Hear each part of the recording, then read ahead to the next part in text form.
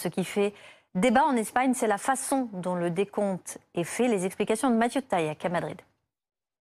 C'est un peu le désordre, cette comptabilité. Alors on sait qu'à peu près tous les pays du monde comptent différemment les cas confirmés et même les décès, mais en Espagne c'est au niveau des régions qu'il y a des disparités. Les communautés autonomes sont responsables de la gestion de la santé publique, mais depuis un mois elles sont soumises au ministre de la Santé. Elles doivent notamment envoyer chaque jour leurs chiffres et à Madrid, le gouvernement se charge de faire ces additions pour communiquer les chiffres nationaux. Ce sont les chiffres que l'on vous donne très régulièrement sur BFM par exemple. Le problème c'est que ces régions compte parfois des réalités différentes. Le nombre de personnes qui y passent en soins intensifs, par exemple, c'est l'équivalent en Espagne de services de réanimation en France. Eh bien, certaines régions comptent le total de ceux qui y sont passés, alors que d'autres mentionnent uniquement celles qui sont actuellement dans ces services. Donc évidemment, on ne peut pas faire d'addition.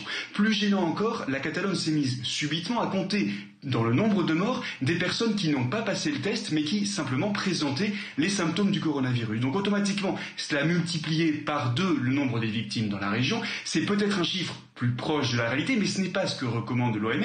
Et puis surtout, ça rend toute comparaison internationale et même toute addition nationale impossible. Pour tenter de mettre un peu d'ordre, le gouvernement ce matin a publié une méthodologie que doivent appliquer les régions, mais du coup les chiffres mettent un peu plus de temps à remonter. Aujourd'hui, on a su qu'il y avait eu 585 décès au cours des dernières 24 heures de coronavirus. Le chiffre est en très légère hausse par rapport à hier, mais il doit être encore confirmé cet après-midi.